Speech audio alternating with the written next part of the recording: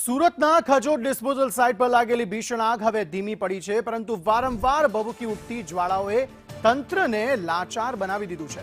કચરાના ઢગલામાં લાગેલી આ આગને કારણે ચારે તરફ ધુમાડાના ગોટે ગોટા ફેલાતા સ્થાનિક લોકોનું જીવન જીવવું મુશ્કેલ બન્યું છે અને શ્વાસ લેવામાં પણ તકલીફ પડી રહી છે। આગ પર સંપૂર્ણ કાબુ મેળવવા અને ધુમાડો ડામવા માટે હવે તંત્ર દ્વારા મોટા પાયે માટી નાખવાની કવાયત શરૂ કરાઈ છે। ફાયર વિભાગના જવાનો અને મશીનરી સતત કાર્યરત છે, જેથી આગ ફરીથી ન ભભૂકે અને ઝેરી ધુમાડાથી લોકોને રાહત મળે। જયેન્દ્ર પાંડે આ અંગે વધુ માહિતી આપી રહ્યા છે। જી જયેન્દ્ર।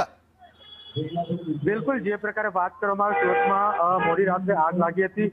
ચારોલી વિસ્તારમાં આવેલી જે મોડલ ટાઉનના રેસિડેન્સીમાં પાર્કિંગમાં મોડી રાત્રે આગ લાગી ચૂકી હતી। આગ લાગતા રેસિડેન્સીના લોકોમાં નાસભાગ મચી ગઈ હતી। બનાવની જાણ થતા ડુંબાલ, ડિંડોલી અને પુણા ફાયર વિભાગની 6 જેટલી ગાડીઓ બનાવ સ્થળે પહોંચી હતી અને ફાયરના જવાનોએ પાણીનો મારો ચલાવી આગ ઉપર કાબુ મેળવ્યો હતો। જોકે આગ એટલી ભયાનક હતી કે આગ કાબુમાં આવી શકી ન હતી, જેથી પોણા કલાક બાદ આગ કાબુમાં આવી હતી।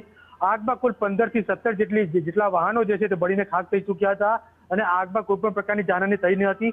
જોકે આગ લાગવાનું કારણ હજી સુધી સામે આવ્યું નથી। જી આભાર સમગ્ર માહિતી આપવા માટે।